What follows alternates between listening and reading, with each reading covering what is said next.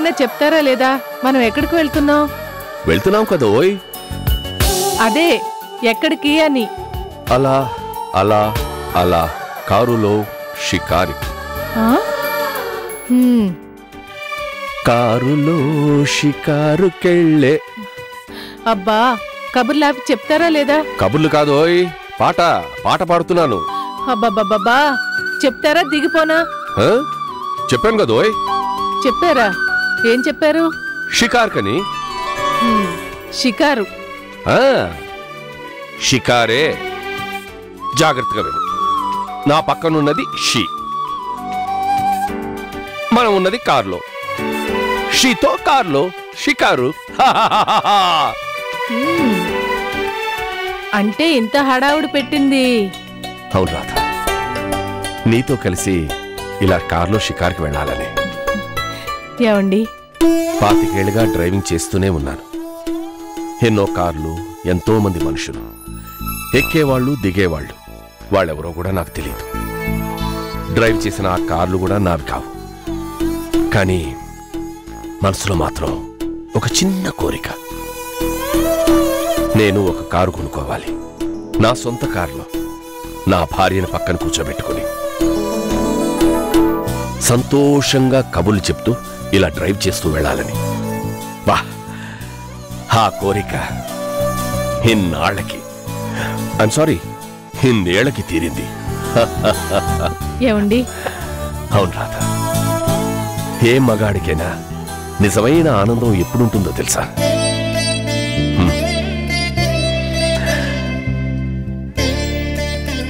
ఇలాంటప్పుడే.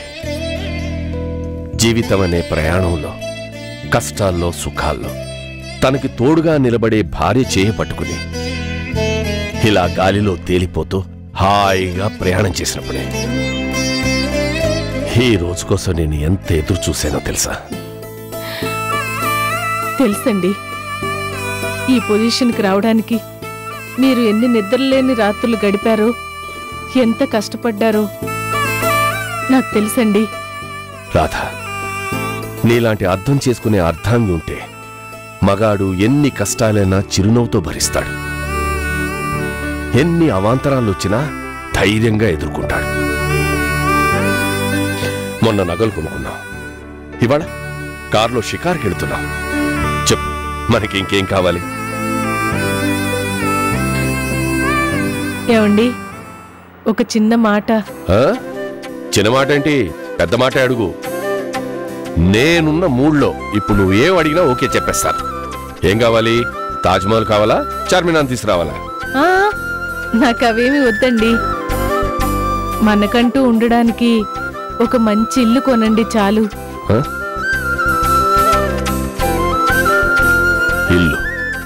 ఇల్లేగా?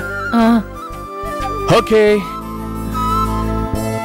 ఈ రాధాదేవి గారికి నచ్చే ఇల్లు, మా రాణిగారు మెచ్చే ఇల్లు ఇమ్మీడియట్ గా చూసి వెంటనే కొనేస్తాను. ఓకే?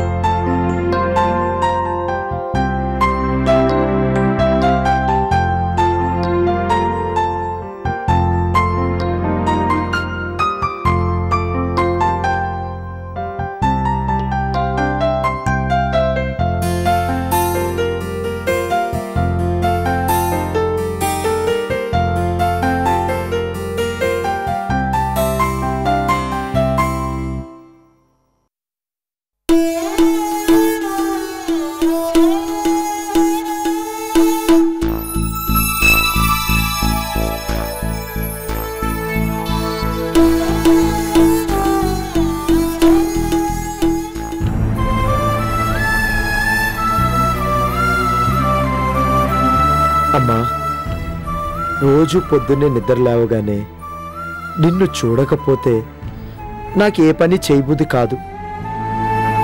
అమ్మా, నాన్నెవరో నాకు తెలియదు. నిన్ను నేను ఎన్నిసార్లు అడిగినా నువ్వు నాకు చెప్పలేదు. ఇప్పుడు నువ్వు కూడా వెళ్ళిపోయాక నేను అనాథగా మిగిలిపోయాను. ఆ రోజు అయ్యగారు నా మీద జాలి పడి ఇక్కడ చోటు ఇవ్వకపోయి ఉంటే ఈ పాటికి నేను ఎక్కడుండేవాడినో ఏమైపోయేవాడినో.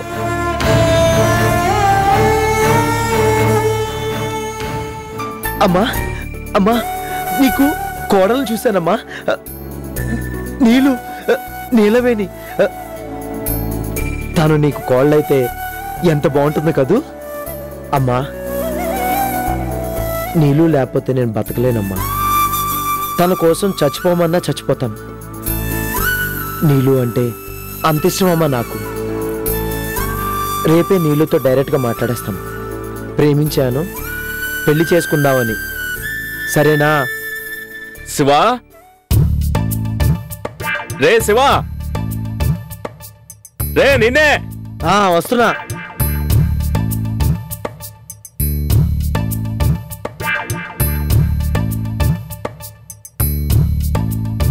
ఏం చేస్తున్నారా? అబే ఏం లేదు, ఇప్పుడే లేచి.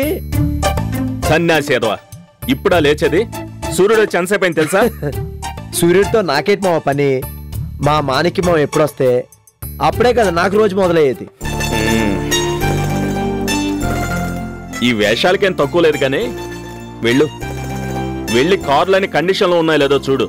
అలాగే మావ. అన్నట్టు ఎంత పొద్దున్నే వచ్చో టీ ఏదైనా చెప్పమంటావు మావా? చెప్పు, 2 చెప్పు. 2 ఎవరికి మావా? సన్యాసి యాదవ, నీకేరా. పైకలా కనిపిస్తావు కానీ మావా, నీ మనసు వెన్న పూస. అంతొద్దు, నేను డ్రైవర్ని అయితే నువ్వు క్లీనరు కదా అని నాతో పాటు నీకు టీ చెప్పా. మనసు గినసు అంటూ వెన్న పుయ్యాలనుకున్నావో కత్తిరిచ్చేస్తా. అయితే సరే. అమ్మా, ఈ మంగళగిరి మాణిక్యంతోనే మజాకా? ఆయ్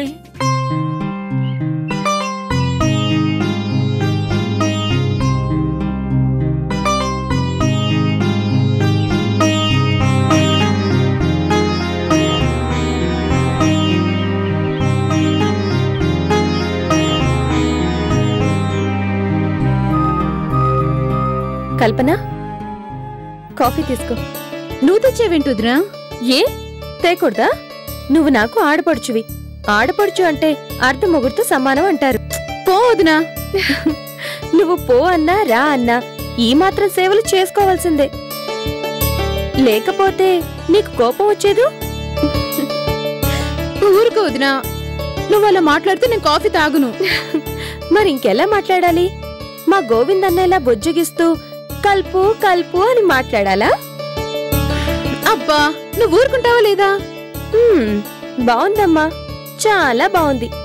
కల్పు అని మీ ఆయన ప్రేమగా పిలిస్తే నీకు కమ్మగా ఉంటుంది. నేను పిలిస్తే మాత్రం కోపం వస్తుంది, అంతేనా? వదినా. సరే సరే, నేను ఇంకేం మాట్లాడను. కాఫీ తాగు.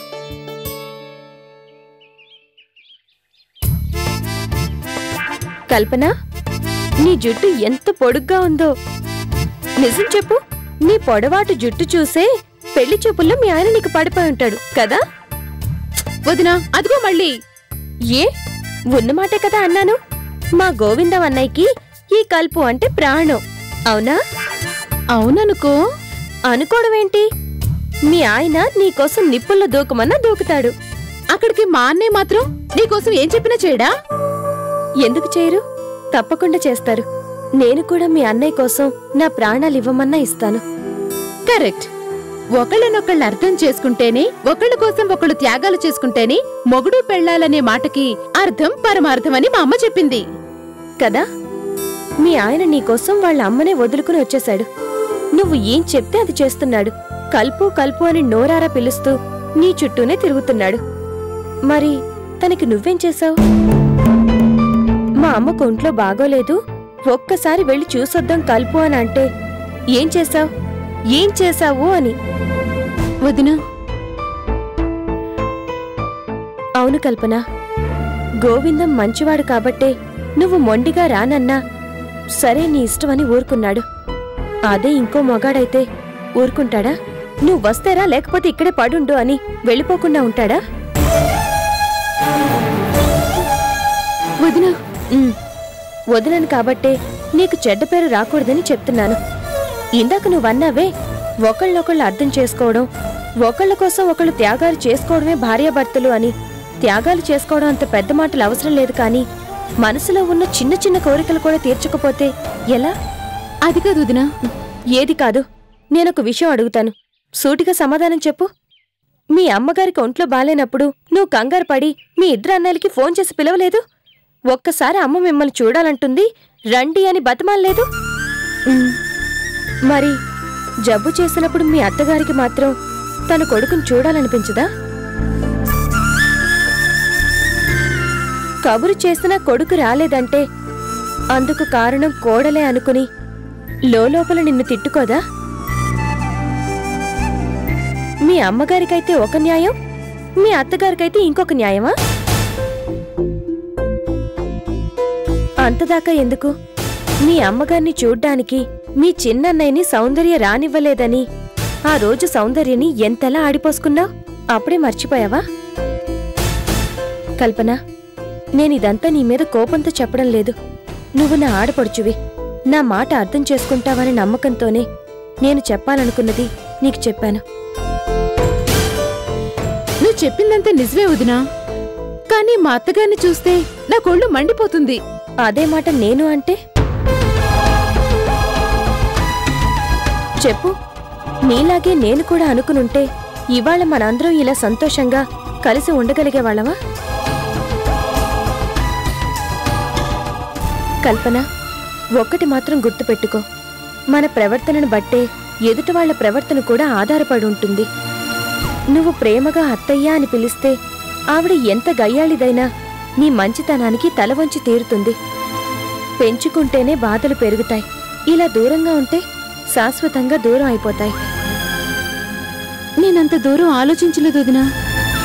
అందుకే చెప్తున్నాను, పెళ్ళైన ఆడదానికి తనింట్లో ఉంటేనే గౌరవం, మర్యాద.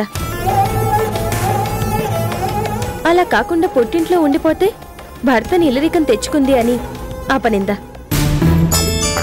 నువ్వా అపనిందని భరించడం, మీ ఆయన ఇల్లరిక పాలుడు అనిపించడం నీకిష్టమేనా? మరైతే నేను చెప్పినట్టు చేస్తావా? గుడ్. అయితే ఒక్కసారి మీ ఆయనతో వెళ్ళి మీ అత్తగారిని చూసిరా. పాపం పెద్దావిడ సంతోషిస్తుంది. కానీ చూసి రావడానికి మాత్రమే వెళ్తాను.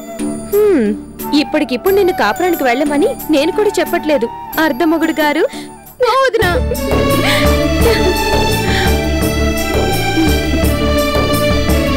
ఎంత బాగుందో చీర. కలుప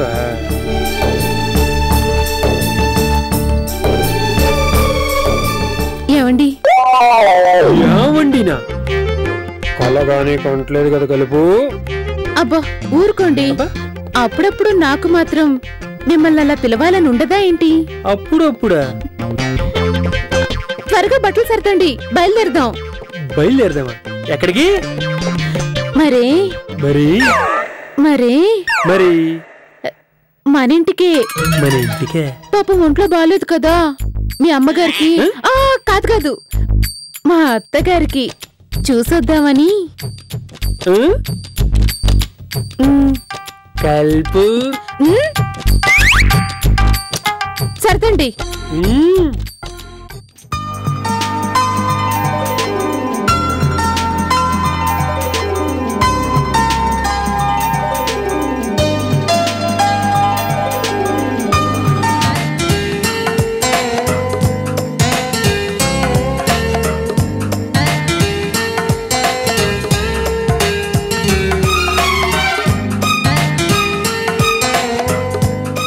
అత్తయ్య గారు, మీ వెళ్ళ. ఎక్కడికి బాబు? మా అత్తగారిని చూసొద్దామని. అమ్మ కల్పన, ఉన్నట్టుండి నీకెంత మంచి బుద్ధి ఎలా పుట్టింది? మామగారు, ఇదంతా చెల్లెలి ప్రభావం. అమ్మా చెల్లెమ్మ, నువ్వేం చెప్పావో గాని థ్యాంక్స్ అమ్మా. వదినా, మేము వెళ్ళొస్తాం. అలాగే, వెళ్ళిన వెంటనే ఫోన్ చేయి. వస్తామమ్మా. వస్తానా? అది కలుపు. అన్నపూర్ణ, అది మన కల్పనేనా? అవునండి. ఇన్నాళ్ళు మీరు నేను ఎంత చెప్పినా దాని మనసుకెక్కలేదు. అర్చన చెప్పగానే అందుకే చెప్పాల్సిన వారు చెప్పే రీతిలో చెబితే తప్పకుండా వింటారు. ఆ దేవుడి దయవల్ల ఇలాగే కల్పన తన మనసు మార్చుకుని కాపురానికి కూడా వెళితే. వెళ్తానంటే కాదత్తయ్య, తప్పకుండా వెళ్తుంది. ఆ శుభముహూర్తం కూడా త్వరలోనే ఉంది.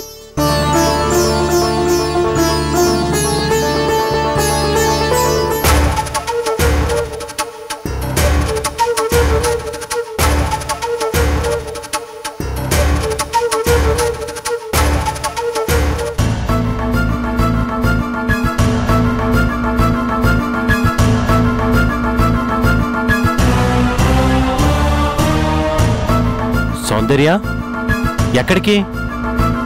ఎక్కడికంటే జవాబు చెప్పవే. ఏదైనా ఊరికి ప్రయాణమా? ప్రయాణమే, వేరే ఊరికి కాదు, మీ ఇంటికి. సౌందర్య, నువ్వు ఏంటి నువ్వనేది? మనం ఆ ఇంటికి వెళ్ళడం ఏంటి? ఆ ఇంటికేంటి, మీ ఇంటికే అన్నాను కదా. కానీ ఆ ఇంట్లోంచి బయటకు వచ్చేసాం కదా సౌందర్య. వచ్చేస్తే మళ్ళీ తిరిగి వెళ్ళకూడదా? మళ్ళీనా? చా, ఏ మొహం పెట్టుకుని వెళ్తాం? ఉన్న మొహాల్నే, మన మొహాలు అందరికి తెలిసినవే. అది సరే, కానీ ఇంత సడన్ గా? సడన్ గా కాదు, ఇప్పటికే చాలా ఆలస్యం చేశాం. అంటే? అంటేనా, ఆ అర్చన అక్కడ ఆ ఇంటి తాళాల్ని చేజిక్కించుకుని అధికారం వెలగబెడుతోంది. మీ అమ్మని నాన్నని వెర్రోళ్ళం చేసి రహస్యంగా డబ్బంతా పుట్టింటికి దోచి పెడుతోంది. సౌందర్య, నమ్మలేకపోతున్నాను. కళ్ళారా చూడకపోతే నేను కూడా నమ్మేదాన్ని కాదు. అంటే నువ్వక్కడికి వెళ్ళాను కాబట్టే అర్థమైంది. ఆ అర్చన మీ అన్నయ్యనే కాదు, అందర్నీ బుట్టలో వేసుకుంది అని. ఆ అర్చన మీ అన్నయ్యనే కాదు, అందర్నీ బుట్టలో వేసుకుంది అని. తాళాల్ని చేజిక్కించుకొని డబ్బంతా నొక్కేస్తోంది అని. ఇప్పటికైనా మనం జాగ్రత్త పడకపోతే ఏదో ఒక రోజు మొత్తం ఆస్తిని తన పేరు మీద రాయించుకుంటుంది అని. అందుకే మన హక్కుని మనం కాపాడుకోవాలంటే ఇలా దూరంగా కాదు, అదే ఇంట్లో ఉండాలి. దాని ప్రతి కదలికని అబ్జర్వ్ చేయాలి. దాని ఆగడాలకి అడ్డుకట్ట వెయ్యాలి. నువ్వు చెప్పింది కరెక్టే అనుకో, కానీ మనం వెళితే అమ్మవాళ్ళు రావద్దంటారా? అంటే మాత్రం మనం చూస్తూ ఊరుకుంటావా? చూడు కృష్ణ, హక్కుల్ని కాపాడుకోవాలంటే కొన్నిసార్లు కఠినంగానే ప్రవర్తించాలి. రేపు మనకి ఓ పిల్లోడో పుడితే డబ్బు అవసరం కాదా? ఆ ఆస్తిలో మనకి వాటా లేదా? ఉన్నప్పుడు ఎలా వదులుకుంటాం? అది కూడా వేలు లక్షలు కాదు, కోట్లు. నో వే.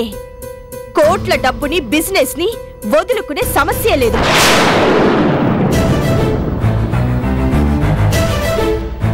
అదంతా ఓకే, మరి ఇంత చెప్పినా మరీ అంటావేంటి కృష్ణ?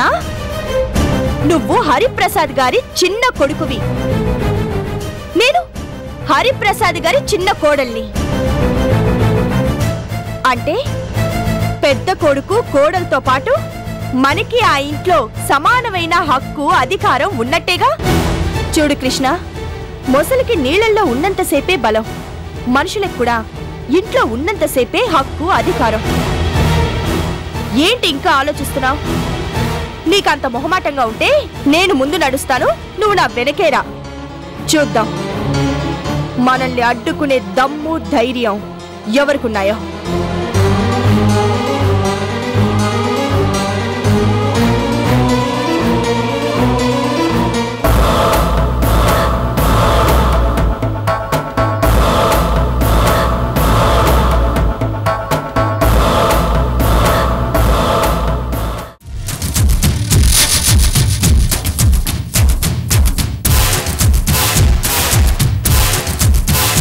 Excuse me. ఎస్, ఎవరు కావాలి? బెనర్జీ గారు లేడా? బెనర్జీ గాడా? మీరు? నా పేరు రాజేష్. బెనర్జీ నా best friend. Oh, I see. కూర్చోండి.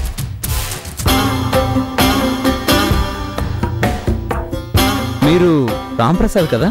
నా పేరు మీకెలా తెలుసు? ఎలా తెలుసు అంటే మనకు కొంచెం ఫేస్ రీడింగ్ కూడా వచ్చులేండి. బెనర్జీ గాడా అని మీరు అన్నారే, ఆ మాటలో కమాండ్ని చూసి అర్థమైంది ఈ ఫ్యాక్టరీకి ఓనర్ మీరేనని. Good analysis. బెనర్జీ నా దగ్గర పనిచేసే సూపర్వైజర్ మాత్రమే కాదు, నాకు మంచి స్నేహితుడు కూడా. ఎవరో కొత్త మనిషి వచ్చి వాడు వీడు అనేసరికి నేనే కాదు ఎవరైనా ఫీల్ అవుతారు. ఓ సారీ, మా ఇద్దరిది ఏరా అంటే ఏరా అనుకున్నంత క్లోజ్ ఫ్రెండ్షిప్. మిమ్మల్ని ఎప్పుడు చూడలేదే. వైజాగ్లో ఉండేవాడిని, ఇక్కడికి ఈ మధ్యనే వచ్చాను. ఇంతకీ ఏం చేస్తున్నారు? ఐ మీన్ ఉద్యోగమా వ్యాపారమా? అంటే వ్యాపారం చేద్దామంటే పెట్టుబడి లేదు, ఉద్యోగం చేద్దామంటే ఇచ్చేవాడెవడో కనిపించడం లేదు. సో ప్రస్తుతానికి మనం టీ అన్నమాట. టీటీటీయా అంటే? తినడం, తిరగడం, తొంగోవడం అన్నమాట. మీరు భలే జోవియల్గా మాట్లాడుతున్నారే. ఏ పని దొరకపోయినా కబుర్లు చెప్పుకొనైనా బతికేరా అని ఇక్కడ రాసి పెట్టాడు. ఫన్నీ. మీతో మాట్లాడుతుంటే టైమే తెలియట్లేదు. చిన్నప్పుడు మా అమ్మ ఉగ్గు గిన్నెతో కాకుండా ఇంత పెద్ద గిన్నెతో పోసిందట వస. అప్పటి నుంచి మనం వస పెట్టలా వాగుతూనే ఉన్నాం. ఇంట్రెస్టింగ్. మీ ఇల్లు ఎక్కడా? 1 minute. ఉద్యోగం సద్యోగం లేకపోయినా క్లాస్గా ఉంటుందని విజిటింగ్ కార్డ్స్ ప్రింట్ చేయించాను.